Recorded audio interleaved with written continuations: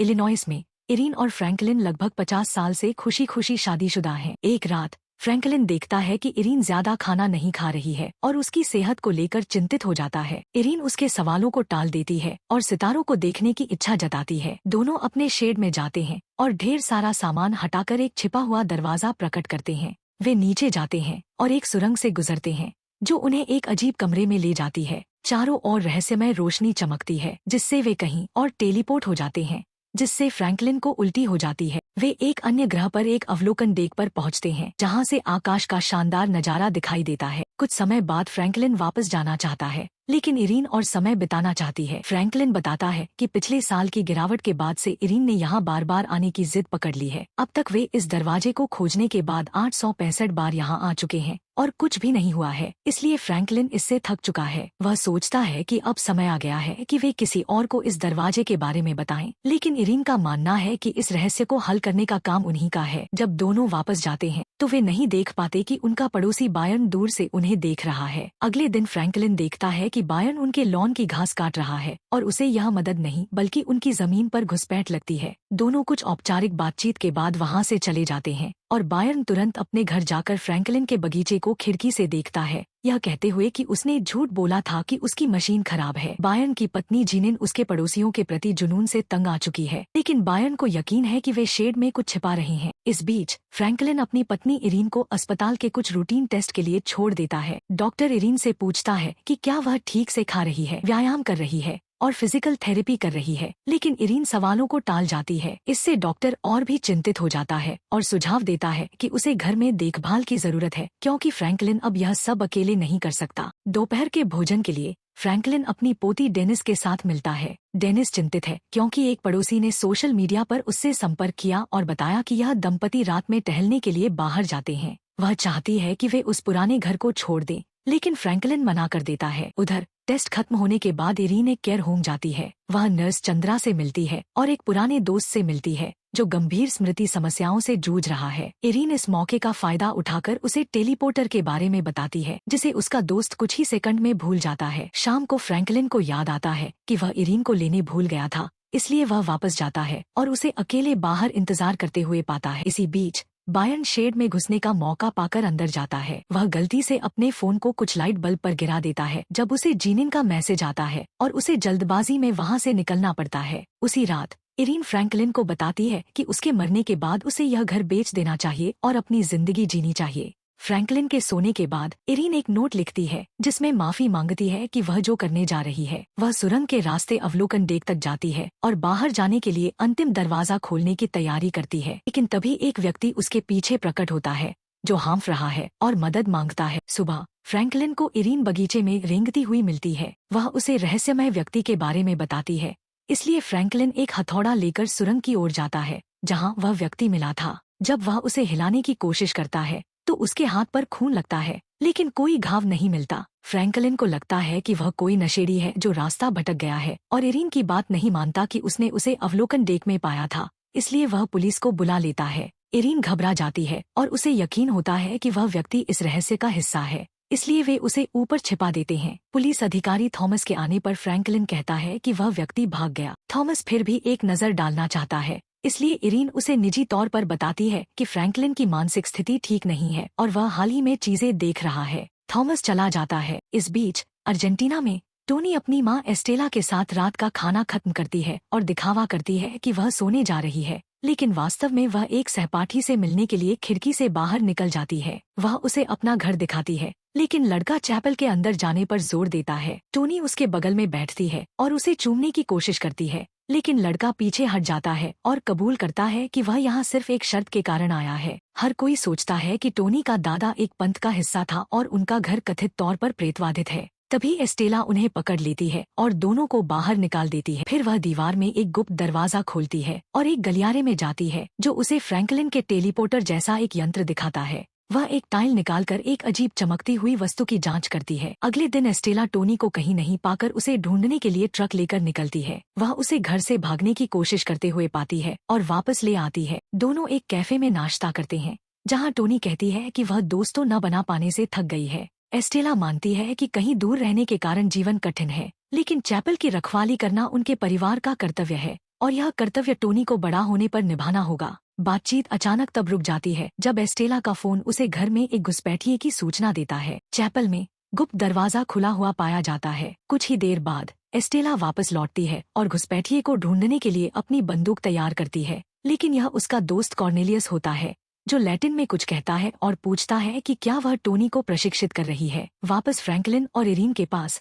वे अजनबी की चीजों की जांच करते हैं और एक किताब, एक अजीब टैबलेट और कुछ सोने के सिक्के पाते हैं। अचानक वे एक आवाज सुनते हैं और देखते हैं कि वह व्यक्ति बिस्तर से उठने की कोशिश कर रहा है, लेकिन जब उन्हें पता चलता है कि उसे बुखार है तो वे उसे वापस धकेल देते हैं। इरीन को यकीन हो जाता है कि यह एक वायरस जैसा है जो उसे पहले हुआ था, लेकिन उनके पास सही दवा नहीं है, इसलिए फ्रैंकलिन फार्मेसी के लिए निकल पड़ता है। फार्मेसी में क्लर्क डॉक्टर को पहले अनुमति के लिए फोन करता है। डॉक्टर फ्रैंकलिन से बात करना चाहता है और उसे उसकी पत्नी के बारे में बुरी खबर सुनाता है। बाहर निकलते समय बायर्न उससे समर्थन मांगता है अपने चुनाव के लिए। फ्रैंकलिन उसे नापसंद करता है और उसे मना कर देता है, तो बायर्न उसकी सिग्नेचर की नकल कर देता है। बाद में जीनिन बायर्न को बताती है कि उसने पुलिस को उनके पड़ोसियों के घर जाते हुए देखा था। घर पर इरीन को किताब के अंदर एक तस्वीर मिलती है जिसमें उस व्यक्ति के साथ एक बच्चा है और नीचे गैब्रियल नाम लिखा है। वह आदमी लगातार खांस रहा है, इसलिए इरीन उसके लिए एक खास काढ़ा बनाती है और उसे वह किताब पढ़कर सुनाती है। आखिरकार अजनबी उठता है और अपना नाम झूठ बताता है। उसे नहीं पता कि वह कहाँ से आया है, उसे सिर्फ कुछ ठंडे पहाड़ और बारिश की याद है। किसी तरह वह गिर गया और सब कुछ काला हो गया। फिर किसी ने उसे उठाया। जब फ्रैंकलिन वापस आता है तो वह इरीन से उसकी सेहत के बारे में बहस करता है। उसे शांत करने के लिए इरीन ज्यादा खाना खाती है और वादा करती है कि वह डॉक्टर की सभी बातें मानेगी अगर फ्रैंकलिन उसकी खोज में मदद करता है। वे जूड को खाना खिलाते हैं और उसके कमरे को ताला लगाकर सोने चले जाते हैं। आधी रात को जूड ताला खोलकर भाग जाता है और रसोई से एक चाकू चुरा लेता है। वह बाथरूम में घुसता है जहां वह अपनी टांग से एक छोटा चमकता हुआ वस्तु निकालता है और उसे तोड़ देता है। इसे सिंक में फेंकने के बाद वह घर छोड़ देता है। अगले दिन कॉर्नेलियस जोर देता है कि टोनी को पेडिस्को की जरूरत है क्योंकि वह अगली वारिस है, लेकिन एस्टेला सहमत नहीं होती। फिर कॉर्नेलियस एस्टेला को एक खास काम सौंपता है जिसमें उसे एक महत्वपूर्ण व्यक्ति के बेटे को ढूंढना है। कॉर्नेलियस चेतावनी देता है कि अगर वह टोनी को साथ नहीं ले जाती तो वह उसे अपने साथ ले जाएगा। उसके जाने के बाद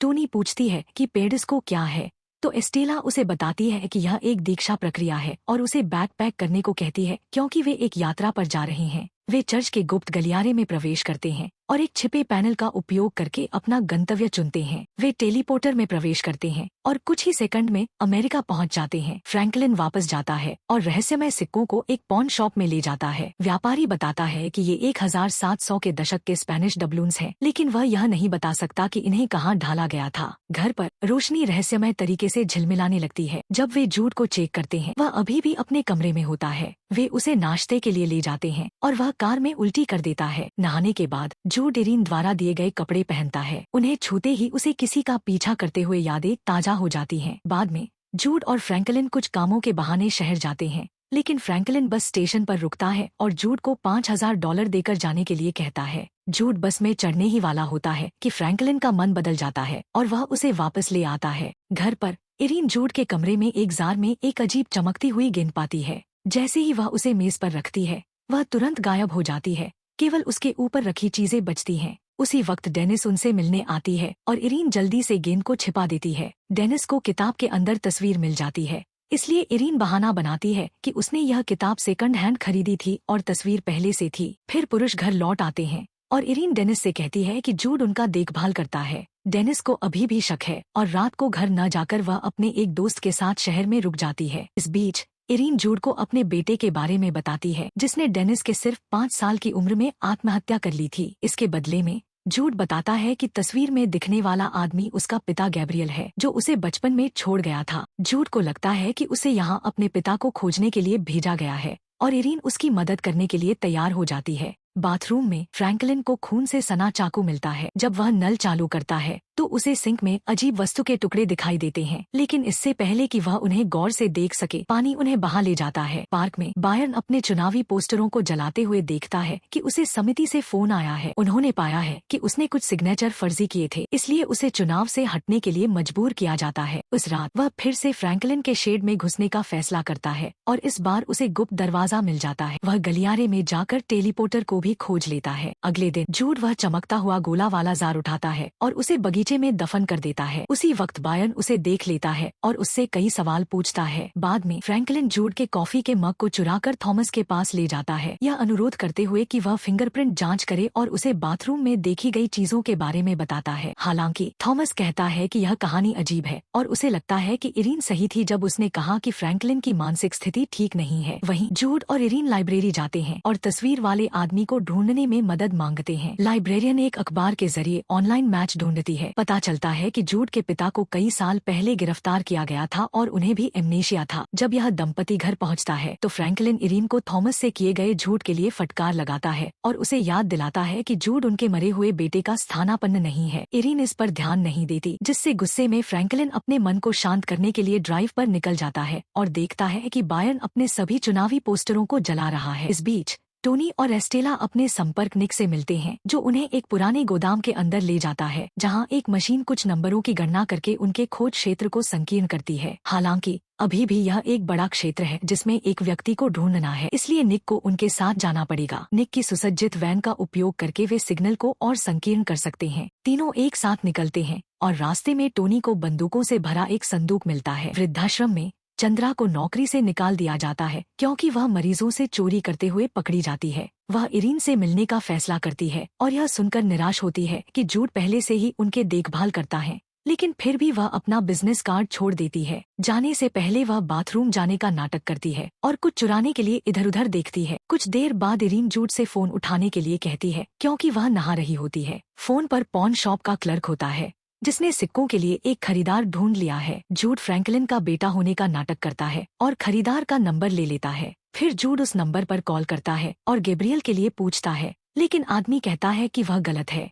वह लैटिन में कुछ शब्द भी कहता है जो कॉर्नेलियस ने एस्टेला से कहे थे। डर के मारे जूड फोन काट देता है और इरीन से कहता है कि वह एक टेलीमार्केटर था। सोने से पहले इरीन जूड को घर के आसपास किए गए सभी कामों के लिए कुछ पैसे देती है। इसके बाद जूड को पता चलता है कि उसका टैबलेट गायब है और उसे चंद्रा पर शक होता है। वह उसका बिजनेस कार्ड उठाकर उसे ढूंढने निकलता है, लेकिन वह रास्ता भटक जाता है और दिशा पूछने के लिए एक बार में प्रवेश करता है। डेनिस भी उसी बार में अपने दोस्त के साथ होती है, इसलिए वे जूड के साथ घूमने लगते हैं। जूड को इतना मजा आता है कि वह मंच पर जाकर कराओके में एक धीमा लैटिन गाना गाने के लिए तैयार हो जाता है। सब उसे अजीब नजरों से घूरते हैं।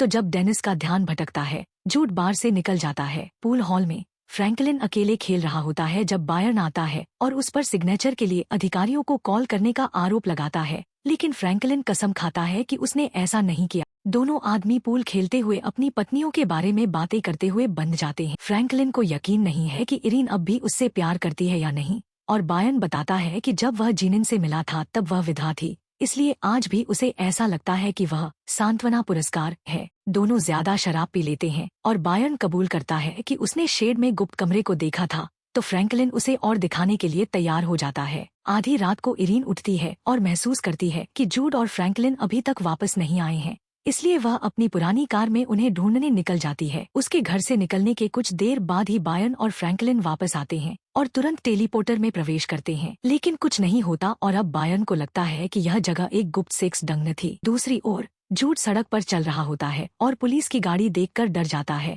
इसलिए वह भागने की कोशिश करता है। पुलिस वाला उसका पीछा करता है और उसे पकड़ लेता है, जिससे जूड को अपने हमलावर की याद आ जाती है। यह खुलासा होता है कि उसने उस आदमी को कई बार चाकू मारा था, जिससे उसके कपड़ों पर खून लगा था। अधिकारी जूड को गिरफ्तार कर लेता है।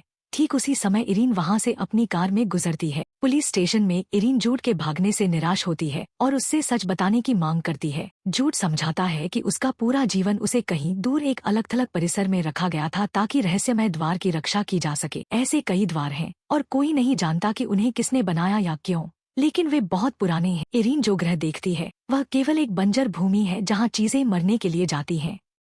जिस आदमी को जूड ने मारा था वह एक गार्ड था जो उसे भागने से रोकने की कोशिश कर रहा था, और अगर उसके संगठन के लोग उसे ढूंढ लेते हैं तो वे उसे भी मार देंगे। जूड का मानना है कि गैब्रियल उस द्वार के पार गया था और इसलिए उसने अपनी खोज के लिए इसका उपयोग किया। फिर इरीन पुलिस वाले को मनाकर जूड को छोड़ने के लिए मना लेती है। इसी बीच एस्टेला का ग्रुप एक ट्रांसमिशन टावर तक पहुंचता है और निक उसे हैक करने के लिए चढ़ाई शुरू करता है। टोनी तस्वीर लेने की कोशिश करती है और एस्टेला उसे सोशल मीडिया पर कुछ भी पोस्ट करने से मना कर देती है। जैसे ही निक को टावर से एक सिग्नल मिलता है, एक यूटिलिटी वर्कर आ जाता है, इसलिए एस्टेला उसे जल्दी से बेहोश कर देती है और उसे उसकी वैन में बंद कर देती है। इसके बाद तीनों निकलते हैं, जबकि निक घोषणा करता है कि वे इलिनॉय जा रहे हैं। कुछ घंटों बाद एस्टेला निक से एक अलग रास्ता लेने के लिए कहती है और जंगल के पास रुकने को कहती है। वह पेड़ों के बीच चलती है, याद करते हुए कि वह यहाँ अपने पिता के साथ एक मिशन पर आई थी जब वह छोटी थी। एस्टेला को कार में रडार के साथ रहना था, लेकिन वह उसका पीछा करती है और देखती है कि उसका पिता एक किशोरी लड़की के साथ लड़ाई कर रहा है जो उसके साथ नहीं जाना चाहती। लड़की उसे चाकू मार देती है और भाग जाती है,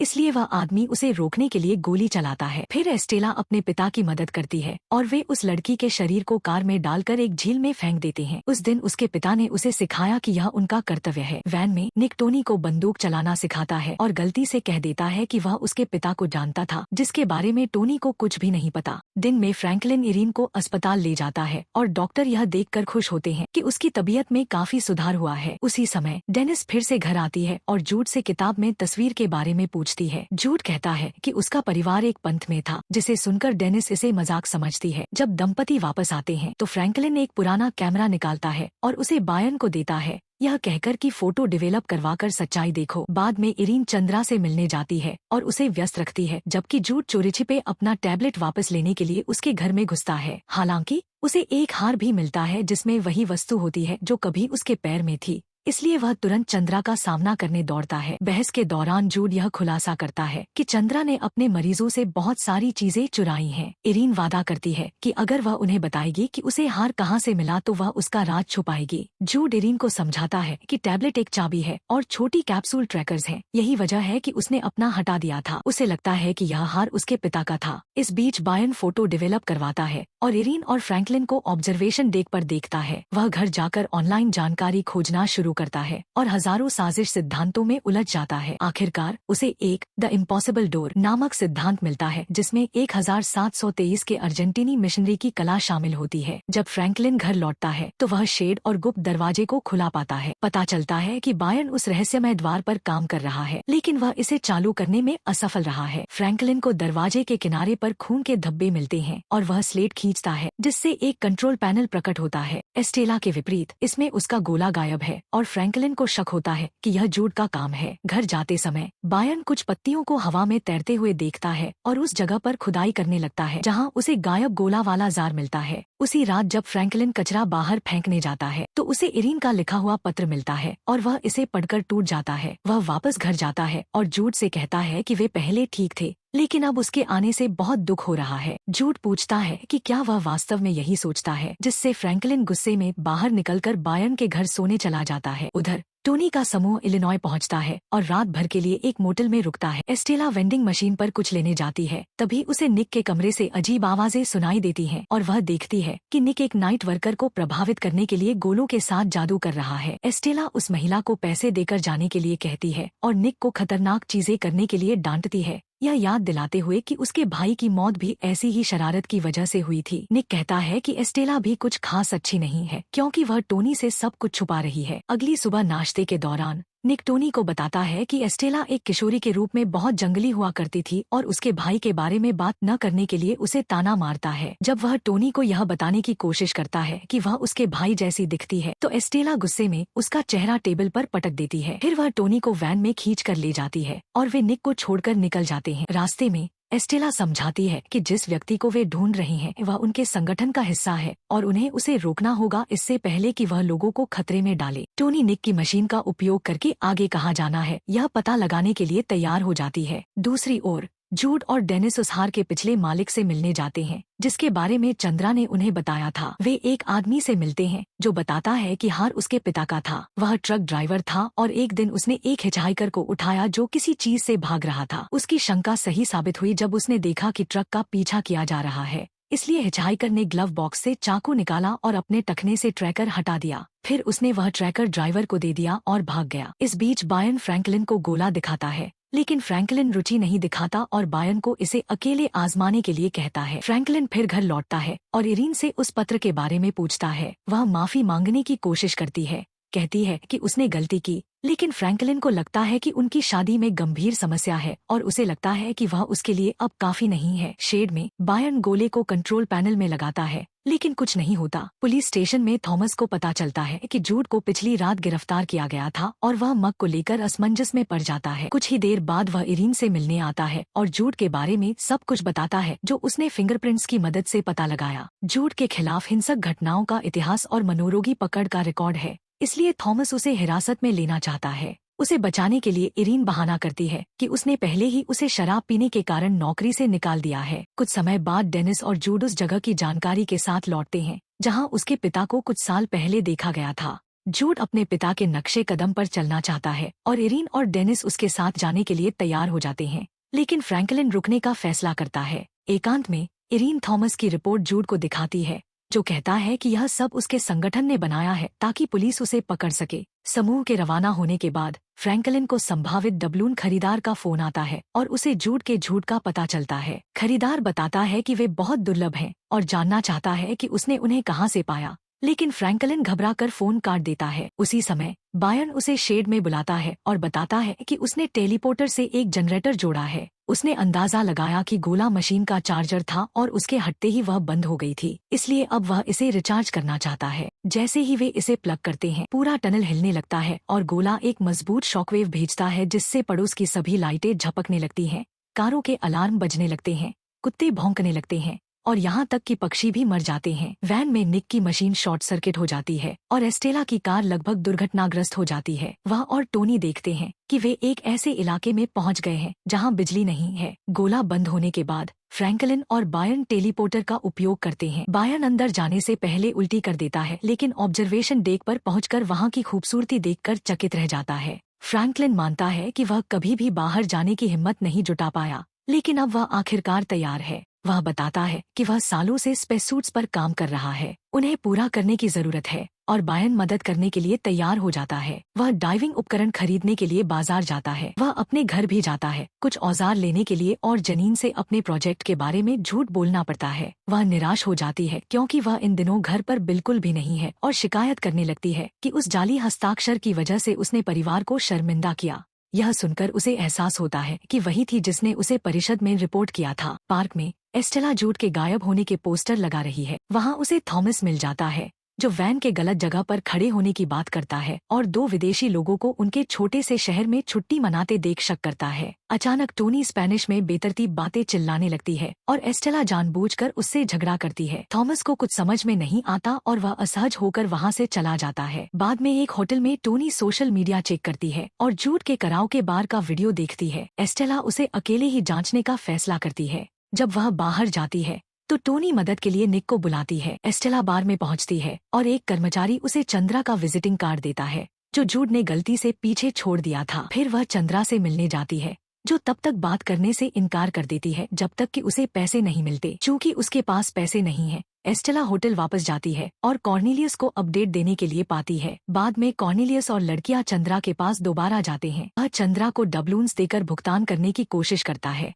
लेकिन चंद्रा को यह असली सोना नहीं लगता और वह नकद की मांग करती है। कॉर्नेलियस उसे चोट पहुंचाकर जूड की लोकेशन बताने के लिए मजबूर करता है और फिर उसे मार डालता है और उसकी बॉडी को उसकी कार में जलाता है। उधर आयरीन, जूड और दिनीज उस जगह पर पहुंचते हैं जहां ट्रक ड्राइवर ने बताया था कि उसने गैब्रियल को छोड़ा था। वे हन्ना से मिलते हैं जो बताती है कि वह कभी गैब्रियल को डेट करती थी, लेकिन वह 15 साल पहले बिना कोई खबर दिए चला गया। जब वह सुनती है कि समूह कितनी दूर से आया है तो वह उन्हें रात भर रुकने का निमंत्रण देती है। आयरीन घर फोन करती है लेकिन फ्रैंकलिन कॉल नहीं उठाता, इसलिए वह एक संदेश छोड़ देती है। उसे घर के चारों ओर अजीब आवाजें सुनाई देती हैं और हन्ना कसम खाती है कि यह सिर्फ हवा है। हालांकि जब बाकी लोग व्यस्त होते हैं, हन्ना छुपे हुए कमरे में जाती है जहां पॉल सबको छिपे हुए कैमरों से देख रहा होता है। उसने आयरीन के कॉल को ट्रैक किया और पुष्टि की कि यह वही नंबर है जो सिक्कों वाले आदमी का था, जिसका मतलब है कि पॉल वही रहस्यमय खरीदार था। अगली सुबह ट्रियो वहां से निकल जाते हैं और पॉल उनका पीछा करता है। इस बीच बायन और फ्रैंकलिन आखिरकार स्पेससूट्स पूरा कर लेते हैं और ऑब्जर्वेशन डेक पर जाते हैं। हालांकि फ्रैंकलिन बाहर नहीं जाने का फैसला करता है क्योंकि वह उस पल को आयरीन के साथ साझा करना चाहता है। बायन अकेले बाहर जाता है और रेडियो पर बताता है कि उसे कितना अद्भुत लग रहा है। फ्रैंकलिन उसे बहुत दूर न जाने की याद दिलाता है, लेकिन बायन कहता है कि वह कुछ फर्नीचर देख सकता है और कोने के चारों ओर गायब हो जाता है, जिससे सारा संपर्क टूट जाता है और फ्रैंकलिन को सबसे बुरा डर लगने लगता है। जब परिवार वापस आता है तो वह कहता है कि सब कुछ ठीक है, लेकिन साफ दिख रहा है कि वह अपराध बोध में डूबा हुआ है। जूड अपने कमरे में जाकर बताता है कि उसने हैना के घर से किताब चुरा ली है। उसके नोट्स और टैबलेट का उपयोग करके वह संदेश का अनुवाद करना शुरू करता है। इसी बीच आयरीन डेनिस को टेलीपोर्टर दिखाने ले जाती है, यह समझाते हुए कि उसने इसे अपने बेटे की मौत के बाद पाया था, इसलिए उसे हमेशा लगा कि वे जुड़े हुए थे। वह उसे दूसरे ग्रह के बारे में बताती है कि कैसे उसने अपने दुख से निपटने में मदद की और कैसे उसने जूड को वहां पाया। डेनिस खुश नहीं है यह जानकर कि उन्होंने उससे इतनी बातें छुपाई हैं और वह वहां से चली जाती है। वहीं कॉर्नेलियस और टोनी जंगल से घर की जासूसी कर रही हैं। कॉर्नेलियस उसे बताता है कि निक का भाई ही उसका असली पिता है और वह उसे उससे मिलवा सकता है। फिर टोनी घर की ओर चलता है और फ्रैंकलिन उससे मिलने के लिए बाहर आता है। तभी कॉर्नेलियस बंदूक के साथ उसके पीछे आता है। जूड के पास वापस वह डेनिस से मिलता है और उसे समझाने की कोशिश करता है कि उसने उससे कभी झूठ नहीं बोला। अचानक एस्टेला आती है और गोली चलाती है, इसलिए दोनों एक कार के पीछे छिप जाते हैं। जूड ने डेनिस से कहा कि वह जंगल में भागने से पहले अपने दादा दादी के घर लौट आए ताकि एस्टेला उसका पीछा कर सके। डेनिस फ्रैंकलिन के घर वापस जाती है और देखती है कि उसके दादा दादी को कॉर्नेलियस ने बंधक बना लिया है। वह उसे भी पकड़ लेता है और उसे जान से मारने की धमकी देता है जब तक कि आयरीन अंततः उसे यह नहीं बता देती कि टेलीपोर्टर शेड में है। कॉर्नेलियस टोनी को बंदूक देता है और उससे कहता है कि जब तक वह विशेष दरवाजे की तलाश में जाता है तब तक वह परिवार को अंदर रखे। जैसे ही वह चला गया, आयरीन टोनी को कारण समझाने की कोशिश करती है। कुछ झिझक के बाद टोनी उन्हें छुड़ाने के लिए चाकू उठाता है, लेकिन लौटते हुए कॉर्नेलियस ने उसे रोक दिया। जबकि वे इस बात पर बहस करते हैं कि अधिक अच्छे के लिए क्या करना सही है। डेनिस फ्रैंकलिन की बाइंडिंग को काटने के लिए अपनी चाबियों का उपयोग करने की कोशिश करती है। फिर कॉर्नेलियस एस्टेला को कॉल करता है और एक नई योजना साझा करता है। वह जंगल में चिल्लाती है कि उन्होंने डेनिस और उसके परिवार को पकड़ लिया है, इसलिए यदि जूड उन्हें बचाना चाहता है तो उसे बाहर आना होगा। जूड आत्मसमर्पण करता है और जब एस्टेला उसे वैन में खींचती है तो वह कहता है कि वह उसे बचपन से याद करता है। उसने एक विशेष समारोह के दौरान उसे अपनी माँ के सामने घुटनों पर बैठे हुए देखा। जब वे घर पहुंचते हैं, कॉर्नेलियस ने जूड पर बंदूक से हमला किया और कहा कि उसने उसे भेजा है। जूड उस पर विश्वास नहीं करता है, इसलिए कॉर्नेलियस उसे लात मारता है और परिवार को खतरे में डालने के लिए उस पर आरोप लगाता है। एस्टेला के लिए उसे मारने का समय आ गया है, लेकिन वह खुद को ऐसा करने के लिए नहीं ला सकती, इसलिए कॉर्नेलियस कहता है कि वह ऐसा करेगा। उस समय फ्रैंकलिन ने एचएम से निपटा ताकि कॉर्नेलियस आसानी से उस पर काबू पा सके और उसे फेंक दे।